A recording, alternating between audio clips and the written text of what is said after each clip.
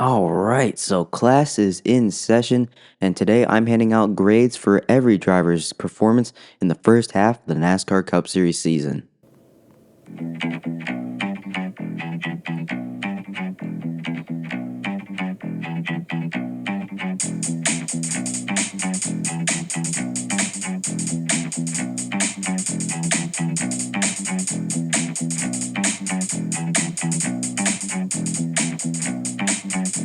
How's it going, everybody? Welcome back to Talking NASCAR, episode number 14. Holy cow, we've done a lot of these, but today we are back with another episode, and today, like you heard in the intro, I'm handing out letter grades to all 36 full-time NASCAR Cup Series drivers based on their first half performances. You get the drill, so let's go ahead and get started. While I'm sitting here before we get started here, real quick, shout out to Catherine Legg in the 78 team Live Fast Motorsports for beating out Corey Heim in qualifying today at the Chicago Street Race. So Catherine Legg in the Live Fast Motorsports team will be making the field instead of Corey Heim. So Live Fast Motorsports beat out a fourth 2311 racing car. So that's pretty impressive. So shout out to Catherine Legg this weekend. But let's go ahead and actually get to it. So we're going to go team by team here. So I'm going to start off with Trackhouse Racing and Ross Chastain in the number 1 car. Currently sits in 8th in the regular season point standings, has that win at Nashville. It's been a very good season from Ross Chastain, though I have noticed that Trackhouse overall as a group has kind of struggled, and it's not been as quick as years past. Like 2024 definitely was a decline compared to 2023. 2023 was definitely a decline from 2024. So I don't know how to feel about that, but overall, Ross Chastain has been able to grind out really good finishes in equipment that has been always the best. I mean, we've seen him and Daniel Suarez criticize the cars. So even still, Ross Chastain's been able to get some good results out of that number 1 team. He'll get an A- from me. His teammate Daniel Suarez, however, it's not been as good for Daniel Suarez. He's been struggling as well. Currently sits in 29th in the regular season points standings, and he has had a couple good finishes. He's got a top 5. He's got 3 top 10s. He does have 5 DNFs out of 18 starts, and he's only got 14 laps led, 0 stage wins. And right now, it's not been a great season for Daniel Suarez. He's been let go from Trackhouse. I got to give Daniel Suarez a C- here. He's not really meeting expectations for me, but Daniel Suarez, he's been very consistent over the course of his career. So, and I like Daniel Suarez a lot, and I wasn't expecting a whole lot. I'm not expecting him to win every single season, though I am expecting a little bit better results, especially when Chastain is getting better results. But 3 top 10s and a top 5 isn't the worst stat line for Daniel Suarez, so he'll get a C- from me. And finally, the rookie teammate, Shane Van Gisbergen, in 32nd in the point standings, does have a win at Mexico City, only 3 DNFs, has only 85 laps led though, and he hasn't led a lot of laps, and most of those came from Mexico City and Circuit of the Americas, so definitely looking for a lot more from Shane Van Gisbergen, but he won the pole at Chicago, and that's kind of what you expect him to do, be dominant at the road courses and be so-and-so on the ovals, and he's been getting better on the ovals. He's been getting a little bit better, but some of the bigger ovals and especially some of the short tracks like Pocono or Martinsville are giving a little bit more trouble. But he does have that win. He has a top 5 and 2 top 10s. I'm going to give Shane Van Gisbergen a C- as well. Again, kind of meeting / kind of a little bit below our expectations. So Shane Van Gisbergen will also get a C- in the 88 car. Now we're moving on to a Ford team. We're going to move on to Roush Fenway Keselowski Racing, starting off with the flagship car, Brad Keselowski. It's been a rough year for BK. It's currently 27th in the points right now. He's only got 2 top 5s and 4 top 10s, 0 wins, and only 81 laps led. He's got 5 DNFs. Really, Brad Keselowski's been running good as of late, and he almost won Atlanta. He ran really well in a couple races before that, and it's just overall been a rough season. I think that rough start at the beginning of the year has definitely set Brad Keselowski behind. Overall, though, it's not been a great season for Brad Keselowski. I'm going to give Brad Keselowski a D. Not been a good year. 27th in points. Has to realistically win his way into the playoffs. And with 2 road courses coming up, I don't see things getting much better for BK. So Anything can happen though with Daytona coming up and a couple other surprise tracks.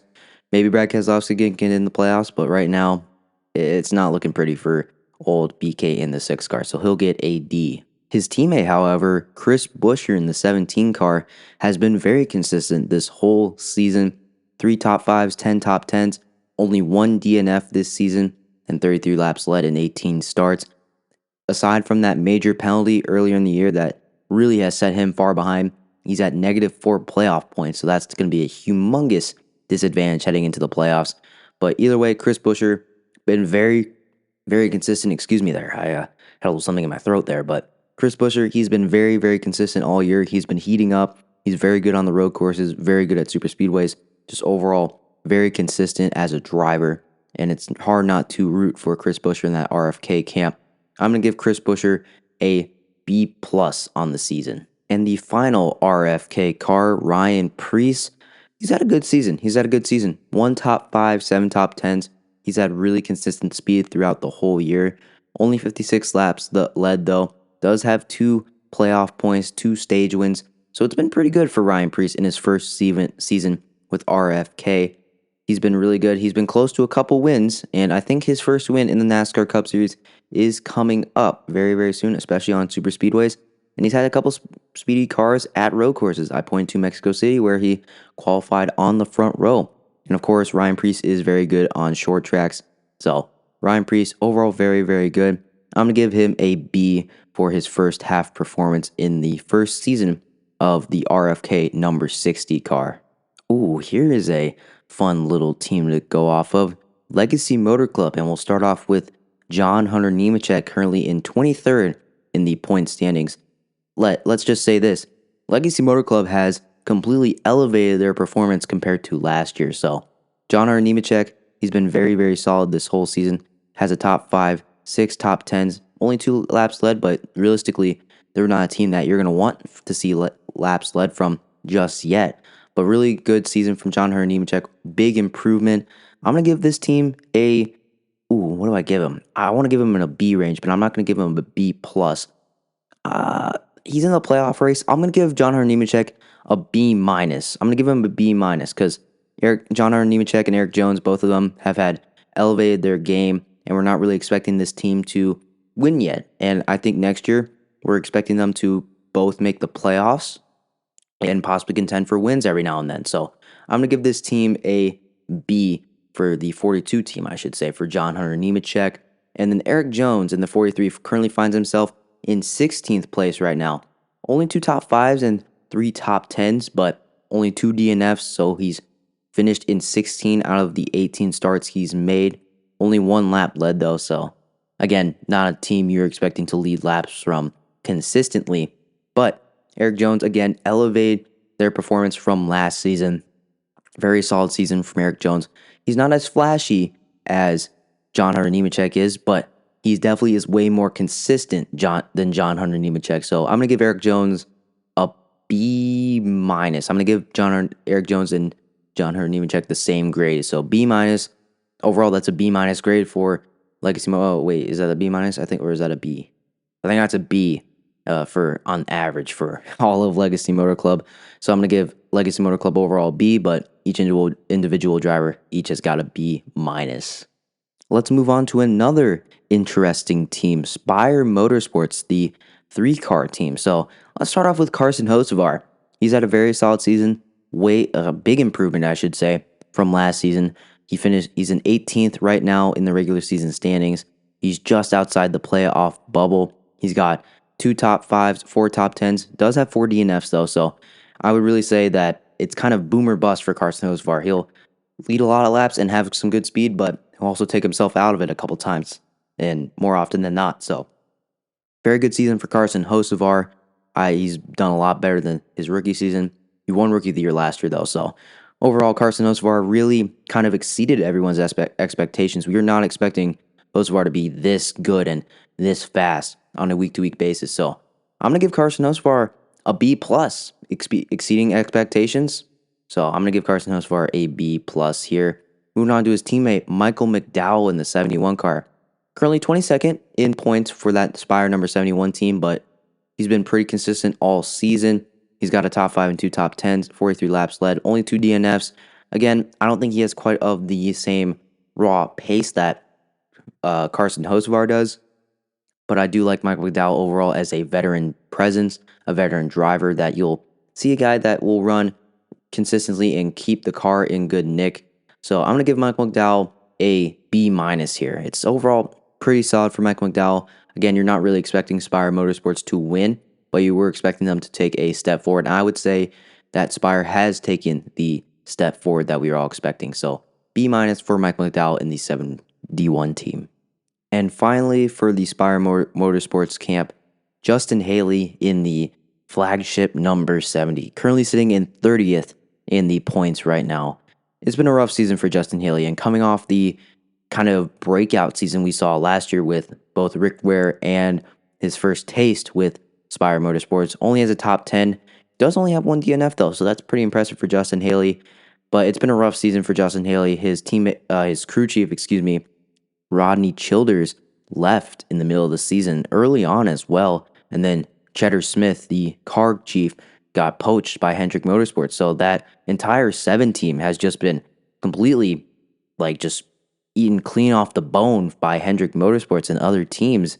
So Justin Haley, it's kind of tough to say, and I would almost say that this year is kind of a wash. And I'd really like to see what Justin Haley would have to do and what he would do with the full assortment of teammates around him with, I would say, crew members, I should say, not teammates, but crew members with a good crew chief. No disrespect to Ryan Sparks. I think he's a serviceable crew chief. He's a crew chief that will get the job done and maybe not having so much turnover early in the year, but definitely like to see more from Justin Haley. I'm going to give this team a D. I was expecting a little bit more from Justin Haley. Again, I wasn't expecting Spire Motorsports to be leading laps consistently, especially the 7 car. I was expecting them more so to be, running up in the top 15 more often than not and being consistent. And this year we haven't quite seen that from Justin Haley. So next year we're looking for a bounce back, but it's not going to happen this year. Let's move on to 2311 Racing now. We'll start off with the 35 car of Riley Herbst, who currently sits in 35th in the point standings. So how about that? Riley Herbst, it's been a pretty disappointing season from Riley. We were expecting a little more pace out of the car. 2 DNFs, only 1 lap led, and he's got 0 top 5, 0 top 10s. He's had a couple races where he's had good speed, but really, it's just not been a good season for Riley Herbst. So there's not a lot to say. F for Riley Herbst here. And then his teammate, Bubba Wallace, in the 23 car, currently sits in 13th in the point standings in the playoffs on a provisional playoff spot. 3 top 5, 6 top 10s. He was really hot to start off the season. Cooled off a little bit, but overall, Bubba Wallace has been pretty solid with his new crew chief, Charles DeNike. He's got 60 DNFs though. That's not what you want to see. Does have 2 stage wins though. So he'll definitely take that if you're Bubba Wallace. Currently sitting in the playoffs. Does need to get some more consistent finishes though if he does want to stay in the top 16 in points, or 16 in the playoffs, I should say. So Bubba overall though, this is a tough one. I think I'm going to give Bubba Wallace a B. He's kind of performing a little bit more below my expectations, but it's been a good season from Bubba. He's in the playoffs right now. I'm going to give Bubba Wallace a B. And then Tyler Reddick, his teammate in the 45 car, currently sitting in 6th in the regular season point standings. He's been consistent more often than not. Has no DNFs. He's been pretty solid. He does have a stage win, but that was at a super speedway at Atlanta last week. He's got 6 top 10s, 4 top 5s, only 112 laps led. So it's been a little bit of a rough stretch for Tyler Reddick. He is in 6th in the regular season point standings. He is in the playoffs on a provisional playoff spot. Does not have a win though. I do think overall that 2311 Racing has taken a little bit of a hit compared to last year because of the lawsuit and some of the drama going on. But Tyler Reddick, he's been pretty good. I was expecting more race winning speed though, and we've seen that every now and then, but it's not as consistent as it was last year. So I'm going to give Tyler Reddick a B minus. It's still a good season, don't get me wrong, but we were expecting more race winning speed from Tyler Reddick, so he's going to get a B minus to round out 2311 Racing. from one lawsuit team to another, I guess. Let's move on to Front Row Motorsports. Man, it's been a kind of a rough year. Again, I think they've been most affected by this lawsuit. So let's start off with the flagship car, Todd Gilliland. In 18 starts, only has 2 top 10s, no top 5s, only 11 laps led. Hasn't been the same. We saw more top 20 speed last year from Todd Gilliland, and really we're not seeing that this year. So was looking for a little bit more from Todd Gilliland. Again, the lawsuit might be playing a little bit more of a factor.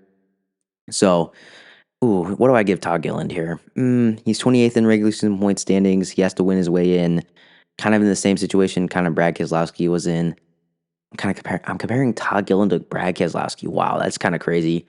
I think I'm gonna give Todd Gilliland a C minus. It's not been a good year from Todd Gilliland, but again, I wasn't expecting much.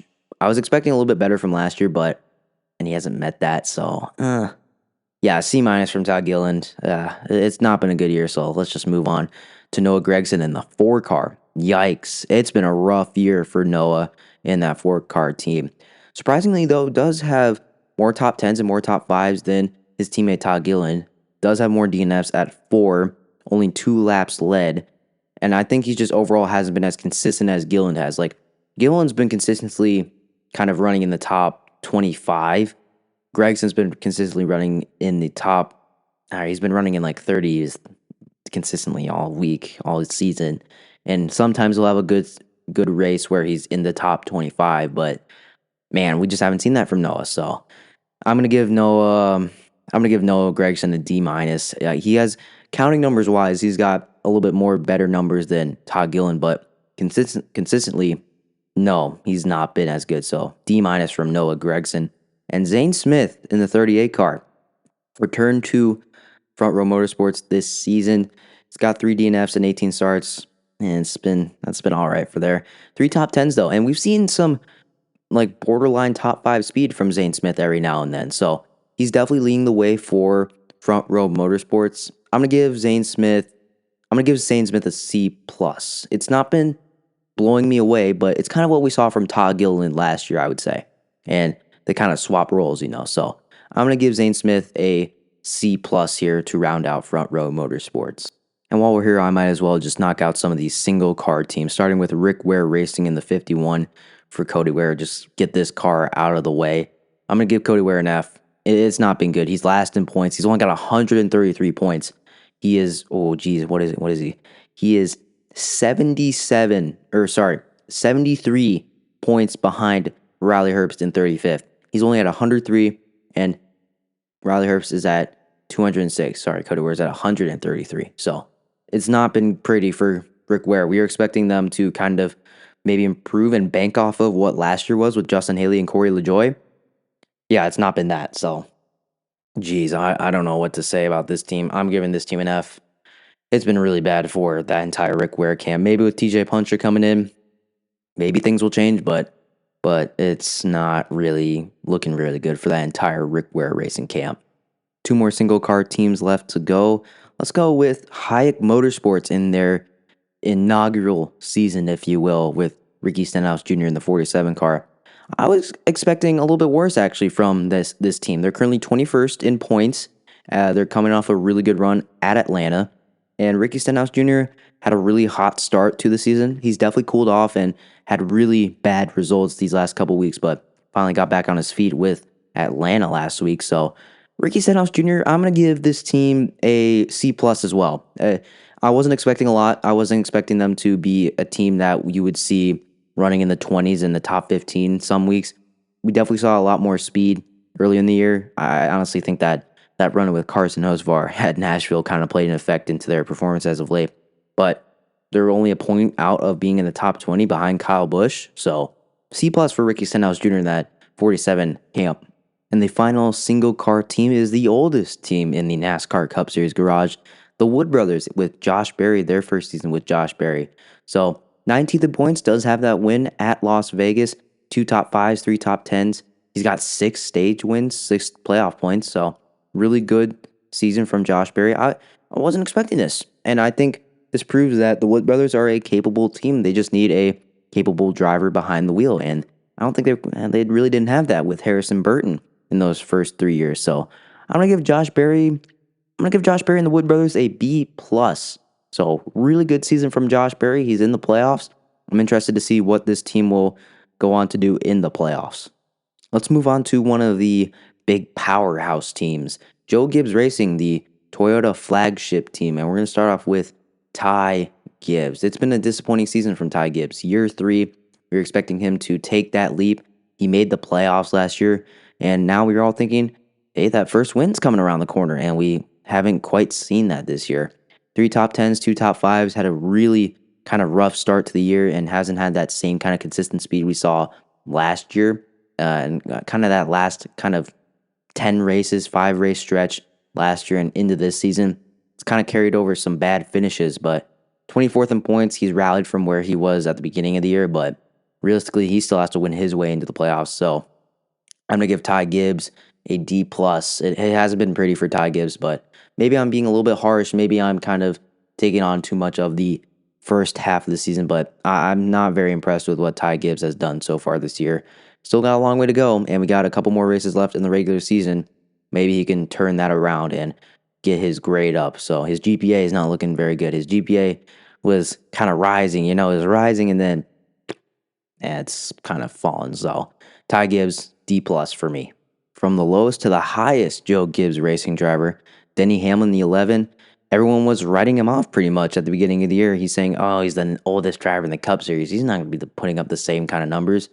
Well, Denny Hamlin has certainly shut them up. He's got 3 wins, 19 playoff points, 9 top 10s, 8 top 5s, and he missed a race. He's still 4th in the regular season point standings. If he didn't miss that race at Mexico City, I wonder where he'll be now. Like, I really don't know how much missing one race at a road course will kind of play into how I think the whole body of work will look.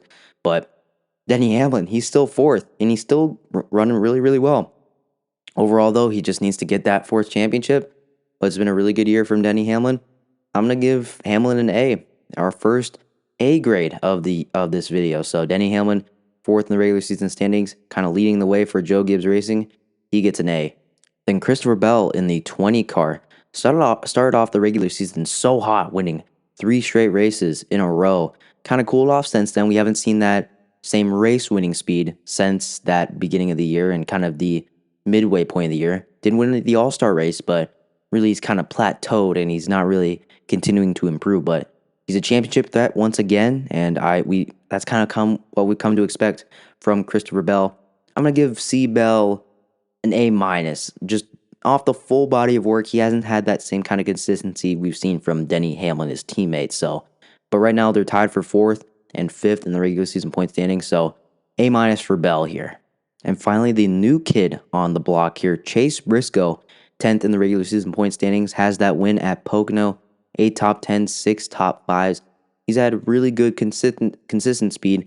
Has just had trouble kind of putting the full race together, but he finally did that at Pocono. And I'm wondering if that makes them more aggressive to get more good finishes. But Chase Briscoe, that was kind of the expectation. He won with the Stewart-Haas racing team last year at Darlington to get into the playoffs. So here, I'm going to give Chase Briscoe I feel like I'm going to give him an A- as well. He's done good. He's done pretty good. So maybe I'm being a little too generous there, and maybe I'm being too harsh on other drivers, but I feel like Chase Briscoe, it's an A- performance. Maybe A-, B+, kind of in that area. You can decide. It's in that area for me. So A- to B+ for Chase Briscoe. Let's move on to Richard Childress Racing, starting off with Kyle Busch, who currently sits 20th in the regular season point standings. It's not been a good year for Kyle Busch. It's been a lot better than last year, I would say. He's definitely been more consistent, and he's been learning to be, I guess, a little more cautious and not as hang it out and kind of be more aggressive, trying to get as much out of the car as he was last year. But he's got 5 top 10s, 1 top 5, 2 DNFs. It's a lot better than last year, I would say. So it's still not been a great year for Kyle Busch, but he's definitely trying to make this RCR situation work. So Kyle Busch, I'm going to give Kyle Busch a C+. It's a lot better than last year, I would say. And he's still in the playoff hunt. He's 20th in points, but it does look like he's going to have to win his way in with a couple good road courses coming up with Chicago and Sonoma, and then Daytona coming up. He almost won at Daytona last year in the August race. So maybe Kyle Busch. Maybe Kyle Busch. Don't rule him out. Maybe Kyle Busch, but C for Kyle Busch. And then his teammate, Austin Dillon in the 3. He's currently 26th in the regular season point standings. That's kind of where he's kind of settled out to be. It's kind of where probably he has been his whole career. He's kind of just floating around mid-pack. Hasn't really done anything besides getting a fluky win here and there at Point to Richmond and Daytona a couple times. But Austin Dillon, 3 top 10s, no top 5s.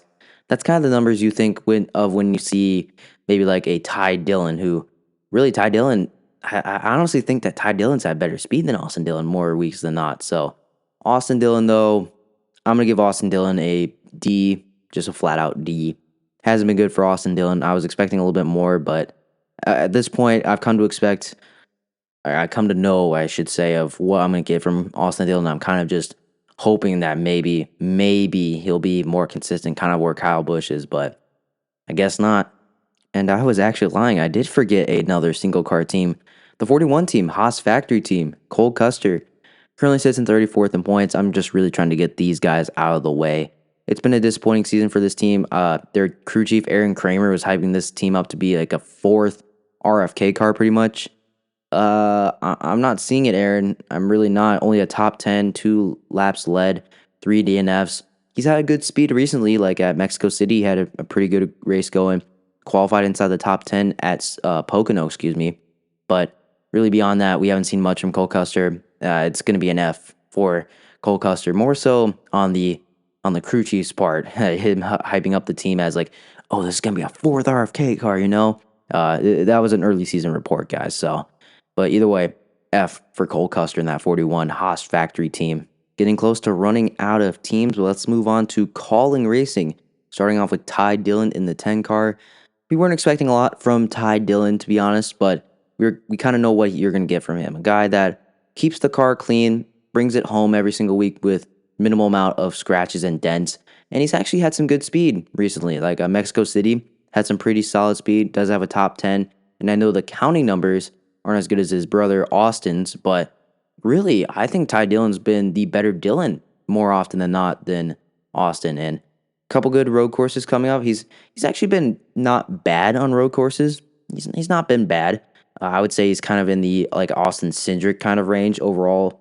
Maybe that's a little bit generous, but on road courses, I would say Ty Dillon's been a lot better than years past, and he's been a lot better than years past. So I'm gonna give Ty Dillon a D plus. I mean, we weren't expecting a lot, and he really, I don't know, a D plus. It's just not been great for Ty Dillon.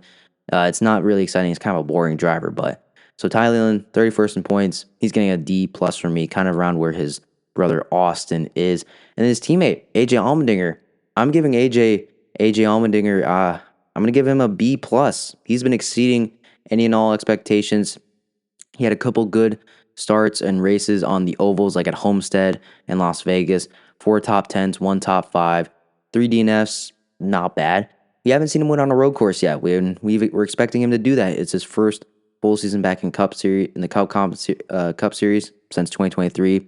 All of last year in 2024 was in the Xfinity Series full time. But AJ's been running really, really good, and we've seen Colin kind of take a step forward. Ty Dillon in that 10 car running a lot better than Daniel Hemrick did in the 31 car. So AJ getting a B plus from me. Only got 2 more teams left. So let's go with Team Penske here, and we'll start off with Joey Logano, the defending Cup Series champion. He's got that win at Texas, but only 4 top 10s, 2 top 5s. That's kind of the numbers that when you look at it, it's kind of like, ooh, he's not even as good as Bubba Wallace. He's kind of in the range of like a Josh Berry in 19th. So really, you're looking at it, Joey Logano and Josh Berry are kind of like been the same driver. Logano was a little bit hotter earlier in the year, but has really cooled off since then, since the All-Star race, I would say. But it's been an okay season from Joey. Again, he takes the regular season off pretty much, and then when the playoffs start, he really heats up, and it's an even number year or an odd number year. So maybe Joey, I don't know, been a kind of a mediocre year from Joey Logano. So I'm gonna give him a B minus.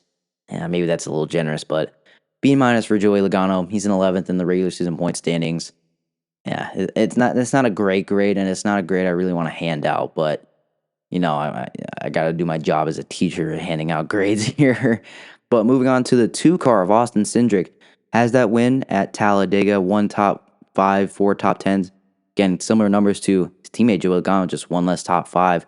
And actually, does he have one less DMF? No, they got the same number of DNFs. But he's 15th in the regular season point standings. He was actually running really good again in the regular season, or the early portion of this first half. Kind of like the first fourth of the regular season was actually pretty good for Austin Cindric.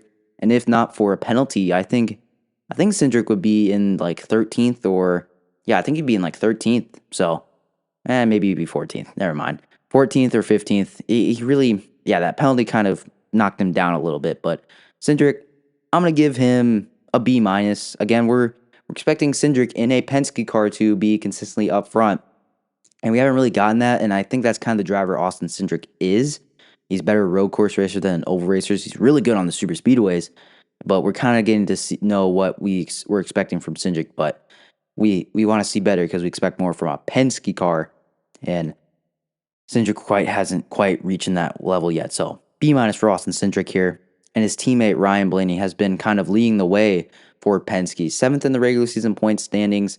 He has a win at Nashville. 7 top fives though, 8 top tens, 8 playoff points, but 6 DNFs. Wow. And not all of that is his fault. Some of it is just some really bad luck. And a lot of people say that, oh, there's no luck in racing. You do it yourself. Well, I'm going to say that's bad luck because Ryan Blaney has had so much speed. I remember Homestead, Miami ran really, really well. And then boom, the boom goes their engine. So Ryan Blaney. I don't know why I said Ross Chastain there, guys. But Ryan Blaney, he's been very, very consistent, and he finally got that win at Nashville, that long overdue win. 7th in the regular season point standings. I'm giving Ryan Blaney an A minus, and usually Penske is this spiffy team, but we haven't seen that this year, especially with Ryan Blaney. So Ryan Blaney, A minus here. And the final team here is, of course, Hendrick Motorsports, the team with 3 of their 4 Cup Series cars in the top 5 of the regular season point standings. So let's start off with Alex Bowman, the guy who is actually not in the top 5 of the regular season point standings. He's currently 12th.